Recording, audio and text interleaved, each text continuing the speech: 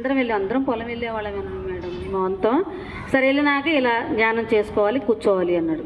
కళ్ళు మూసుకోవడం అంటే ఏంటో మాకు తెలియదు, అసలు ఎప్పుడు వినలేదు. అంటే ఏం కాదమ్మా, కూర్చోండి, రోజు మీకు అలవాటు అవ్వడానికి ఫస్ట్ ఓ పావు గంట పెడదాం, తర్వాత మెల్లమెల్లగా పెట్టుకుందాం.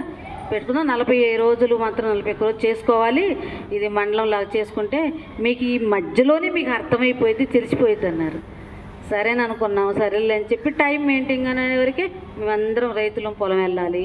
మేము అంటే మీ సైన్స్ మీరు నిర్ణయించుకుని టైం అన్నారు. సరే మేము రోజు 6ంటికి వస్తాం ఇంటికి, గంటలో పని చేసుకొని 7ంటికి వస్తాం. 7 నుంచి 8 వరకు ధ్యానం చేయటం, 9 వరకు క్లాసు, ఒక గంట, 8 నుంచి 9 వరకు. సర్లేని ఒప్పుకున్నారు. కానీ మాస్టర్లు రావాలంటే పాపం ఎంత దూరం నుంచి, మాకు అప్పుడు కొత్తగా ఏం తెలియదు కాబట్టి మా టైం చెప్పాం. వాళ్ళు ఇష్టపడ్డారు. ఇంకా లోకల్లో వాళ్ళ దగ్గర వాళ్ళందరినీ అలాగే పిలిపించారు. ఇక అట్లాగే వచ్చాము. 10 రోజుల వరకు మాకు ఏం అర్థం కాల. వాళ్ళు చెప్తూ ఉండేవాళ్ళు, వినేవాళ్ళు. కాకపోతే ఈరోజు మీకు ఎందుకంటే మీరు కొత్త కాబట్టి నా అనుభవాలు నా గురించే చెప్తాను నేను.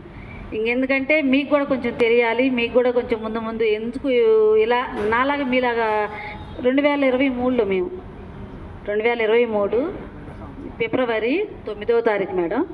అదే ఇప్పుడు ఎవరన్నా అడిగినా నా పుట్టినరోజు అయితే నాకు తెలియదు, కానీ నేను మాత్రం ఇది చెప్పుకుంటాను మేడం.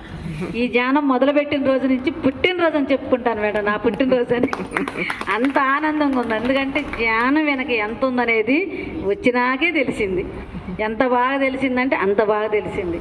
ఎన్ని బాధల్లో ఉండాము, ఎన్ని కష్టాల్లో ఉండాము, ఎన్ని చికాకుల్లో ఉండాము. నాకు 3 పిల్లలు, ఫస్ట్ అమ్మాయి, తర్వాత అబ్బాయి, 2 అబ్బాయిలు అనమాట. ఇప్పుడు 3 పెళ్ళిళ్ళు అయిపోయినాయి. పిల్లలు, అమ్మాయి గారు అబ్బాయికి కూడా ఇంజనీర్ చదువు అయిపోయి జాబ్ కూడా చేస్తున్నాడు. మొత్తం హైదరాబాద్లో ఉంటారు. హైదరాబాద్లో చిన్న బాబు వెళ్ళక ముందు ఫ్యామిలీ నా దగ్గర ఉండేవాడు. ఆయన డిగ్రీ చదివేవాడు. ఏ జాబుల్లోకి వెళ్తున్నా ఒక 4 నెలలు 3 నెలలు చేసి వెనక్కి వచ్చేవాడు.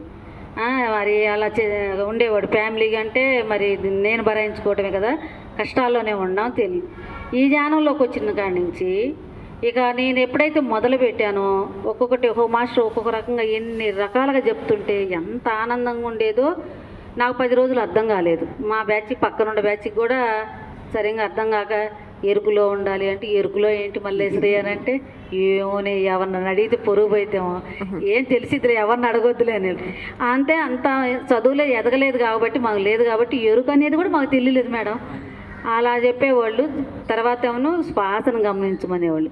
శ్వాసను గమనించమని అంటే ప్రాణం ఉందా లేదా చూసుకోమంటున్నారేమో అనుకునేవాళ్ళం మేడం.